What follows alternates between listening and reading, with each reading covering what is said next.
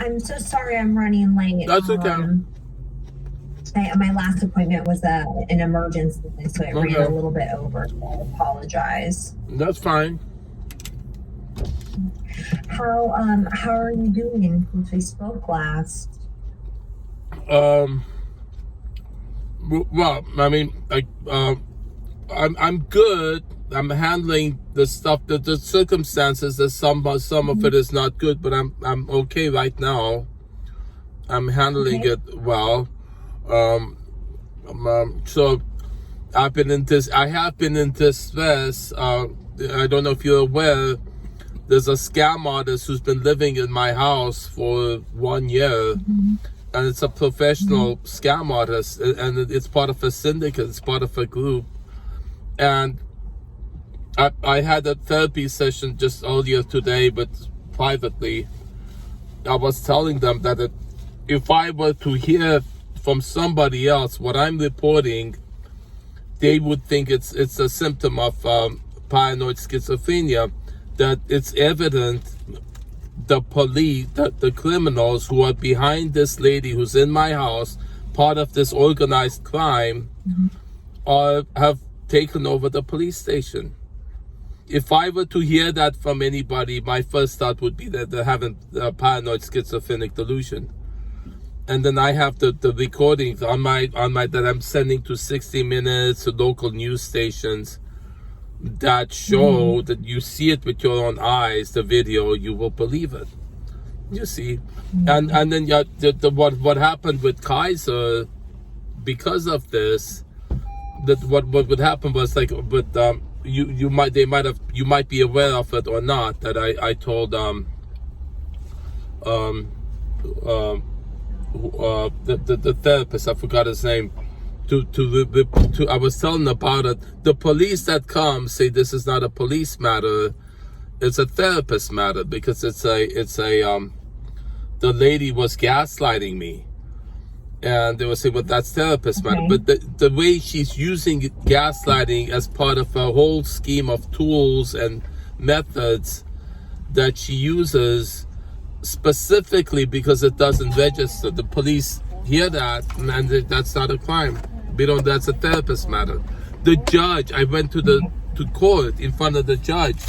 The judge says I don't want to hear it, and I'm seeing all these different legal ways to get help for this, to get eviction, and they all tell me don't say that word gaslighting, because the judges don't know what it is. It just causes confusion. They say your worst enemy. They said, the lawyers say I don't want to hear it. The judge says I don't want to hear it, and then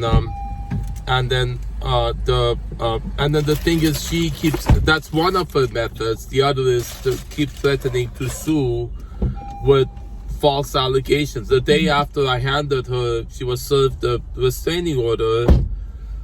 She told me at the text message that she had fallen, broken her leg in my house, and she was walking around with a walker, bent over, really slow, like she pretended to be she's in pain, threatening to sue because she found my house. You understand? And she's constantly doing that, and then making me fear, because the police all this time, the reason I believe that the police, the criminals that are with her group, have the police helping them, because she has violated the restraining order many times. She killed my girlfriend's dog while we were arguing with the police in our the front pavement about the validity of the restraining order. She walks out, leading my girlfriend's dog out, and the dog gets run over and dies. My girlfriend still has trauma over it. That happened while we had the restraining order on her. That's one of the things. She's constantly, the dog comes charging at me. She says she has a knife on her. She says, go get him to the dog. She yells, she cusses, she plays loud gang music late at night, doesn't stop no matter how much we ask her to do so. and always saying my boss is, you don't have no idea what my boss is gonna do. You have no idea what my boss is capable of. Behind the door, on the phone, she's constantly on the phone talking to her team. And the restraining order specifically says no intimidation, no threats, no harassment. And the cops, I have on that video, the cops say the dog is charging at me, and they look at that and say, well, what were you doing there? What were you doing in the front yard? They said, you have a standing order against her, you shouldn't be around. So everything is upside down. She's her expertise is making people believe that she's the victim, and it works. They believe her. She's a woman, in my house. And then the thing is, she has a whole history of doing this to people. I have a list of addresses that she's done this to people in Florida, New Jersey, and Anaheim, to other people. And I've been trying to find out what she's done to other people, because I've been told she doesn't have a history of actually suing people. What I hear is she's probably blackmailing them and then using that as power to do something. I don't know, get money from them, or use, I went to the Tarzana Treatment Center, the perpetrators group, and I listened to people, and they said that they do that, the gangs, they take over strip clubs and businesses, and then obviously now I'm seeing they take over the police. That she has her agents come, and my girlfriend had seen they're walking back and forth in front of my house, checking out the neighborhood. It's real professional thing, and the police have been cooperating with her. They've been there more than 50 times last year. And I have video of them just cooperating. And imagine how it feels to be in a house, and then nobody wants to help. And you have proof of it there. I'm trying to remember who, Miguel or Rafael. I think Rafael is the therapist. I was telling about him this, and he goes, "This is police matter. I want nothing to do with it." He says, "You pressuring me to talk about this." The Adult Protective Services, domestic abuse centers, there's nothing they can do. I asked them, can you look at this video I sent you? He said, we don't look at video, we don't look at Instagram, we don't do Facebook, we don't do social media. They have all these restrictions of what they can do because they're scared of being sued, they're scared of being implicated, right?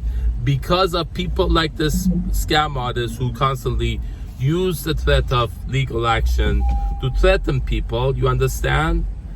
So this is why the laws are written not to discourage this kind of thing by the people who profit from it, right? The lawyers profit from this kind of thing. The lawyer charged me $2,000 to write the restraining order, and it did me no good, just as good as toilet paper, because the police don't honor it. You see?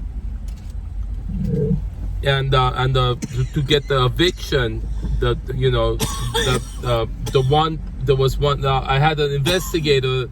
My mom gave him a MacBook Air, pleaded to him to save my son, do something, find out what's going on.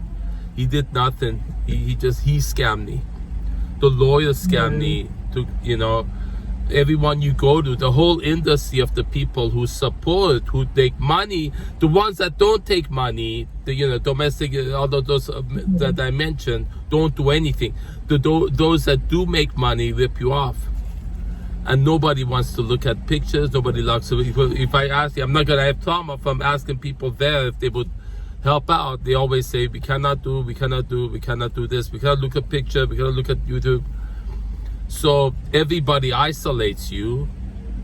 If the police is against you, taking her side, I also sent her in the beginning. She was talking. I sent her referral to my mentor, who I've known for 5 years, and I bought her $100 session to get like a healing session. she used that to turn her triangulate, to turn my healer against me. My healer called me and said she has been sent videos and pictures, including showing me doing bad things. You see, and I'm thinking that's what she does. She said, my girlfriend sitting right here, she told her that I was cheating on her, and that day she was gonna pack and leave because she almost believed her when she was proven wrong. So she specifically tries to isolate the victim, triangulate with everyone, to weaken over a year, being exposed to gaslighting methods for a year. I can know what the symptoms are. Is she still in the home? She's still there. She's still there. She's still there. And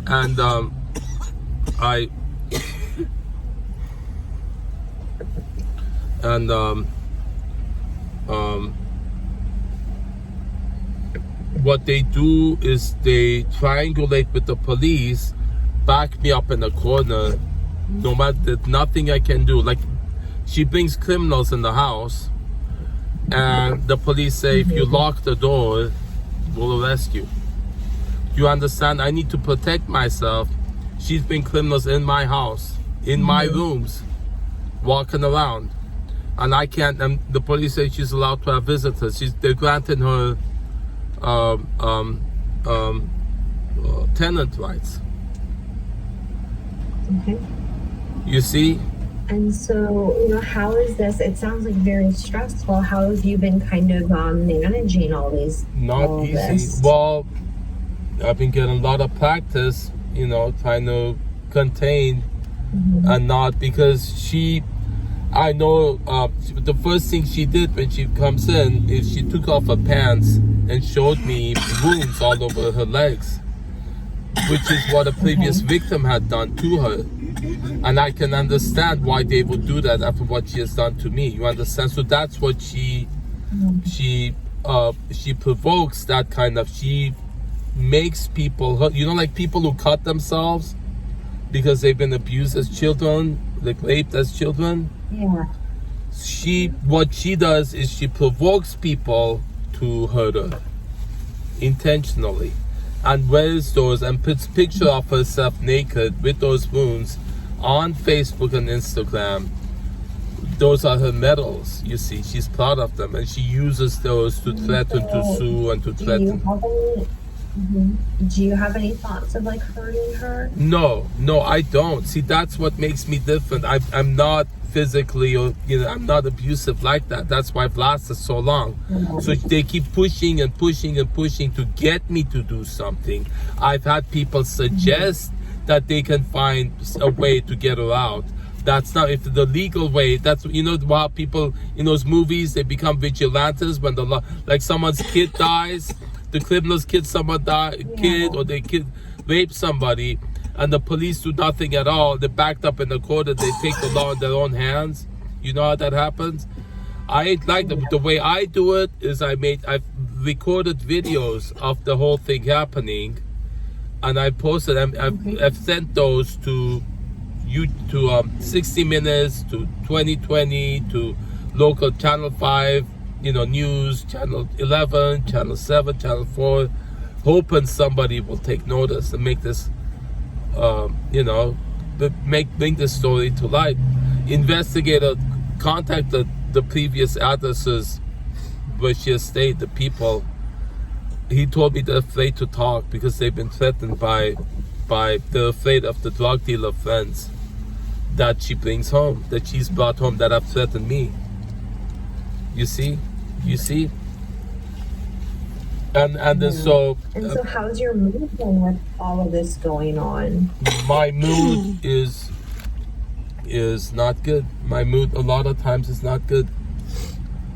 It's not good. You can understand. I watched videos on gaslighting, like people who are expert on gaslighting, and I noticed this woman had this nervous attitude about her. I noticed the way the symptoms she was using was the same I had, and I realized she'd been through a lot of gaslighting. You know, I can recognize what it does to you to have experienced that over 1 year.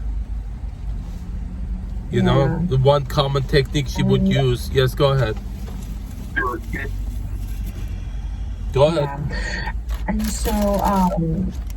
so, you know, how has it been affecting you?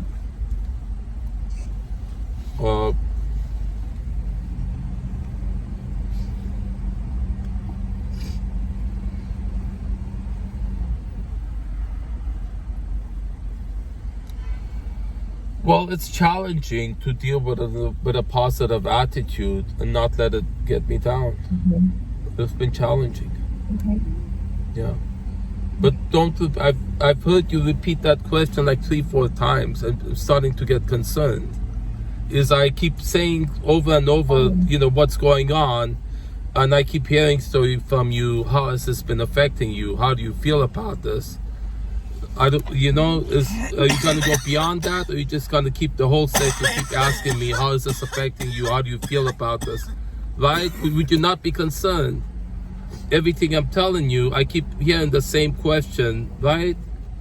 Did you notice that? For how many times you asked me the question, you asked me 4 or 5 times, the same questioning. How is this affecting you? How are you dealing with this? How you feel about this? Is it going to go anywhere else, or is it just going to be the whole session? That's all I'm going to get.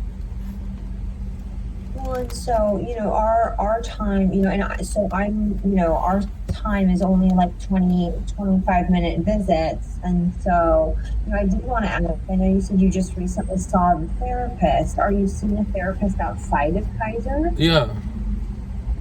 Because I was frustrated. The kind of responses I was getting from Kaiser is the way you're talking. Right? It's because you realize why that is, right?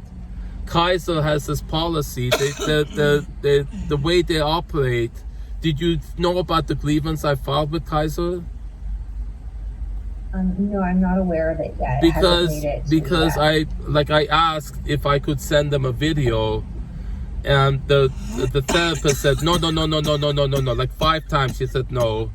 And any way I need to get help about this, they want to have nothing to do with this. And the answers are always generic, like what you say.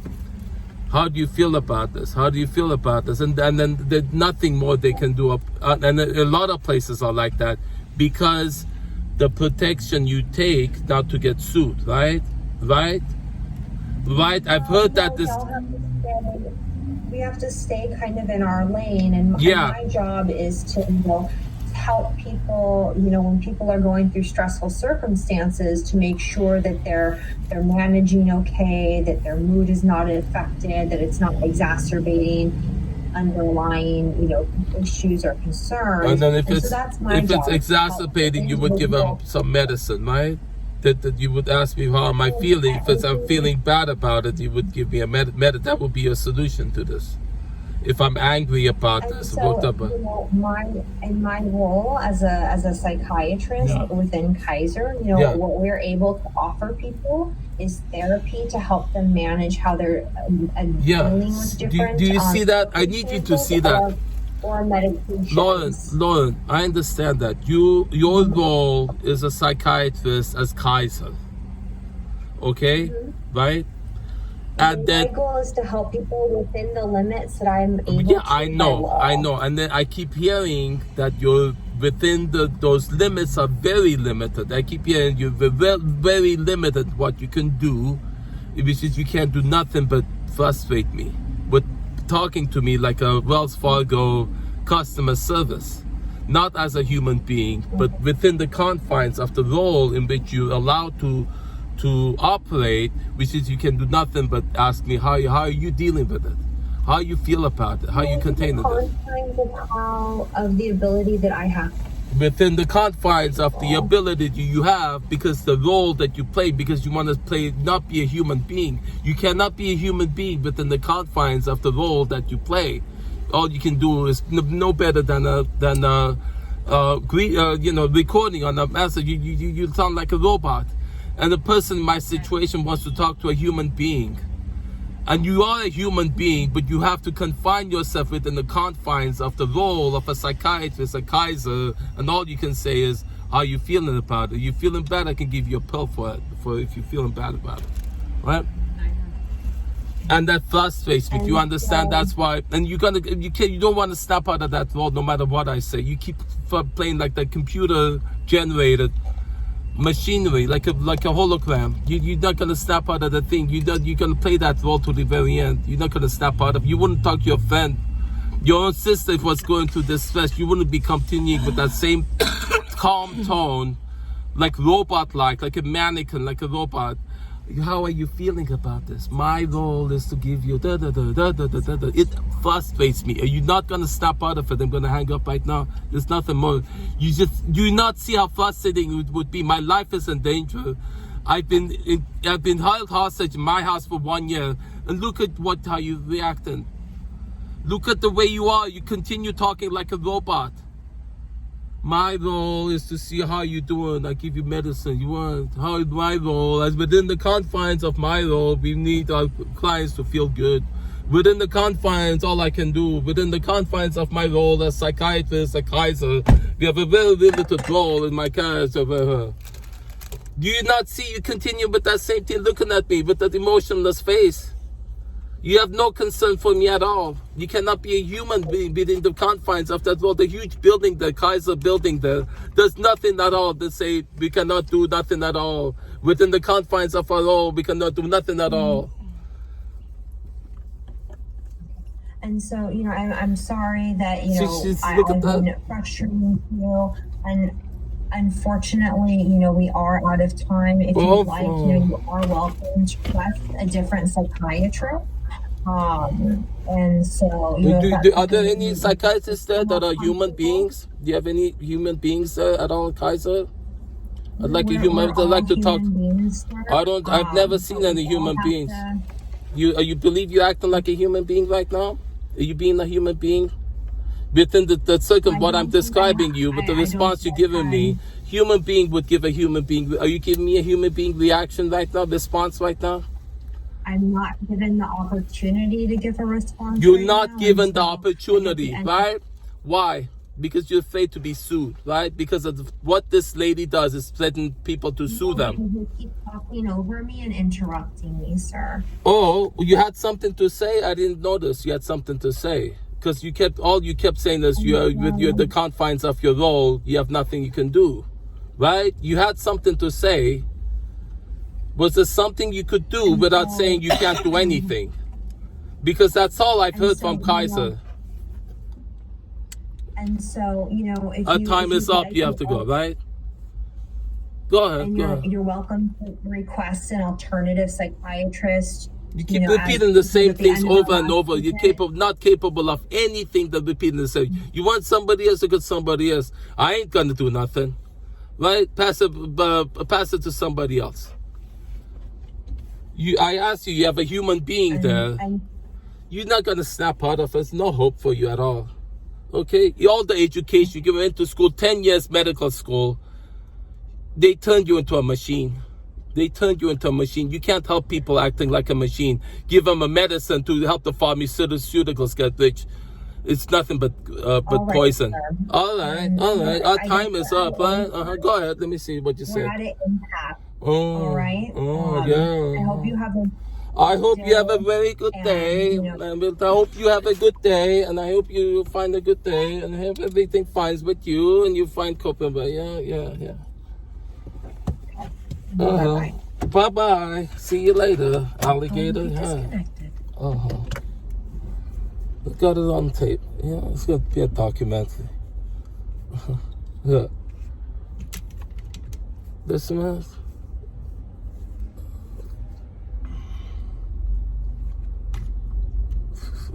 Testament, did you see that? What that is? She doesn't want to step out of it. It's just nothing that you were interrupted when I said talk over me.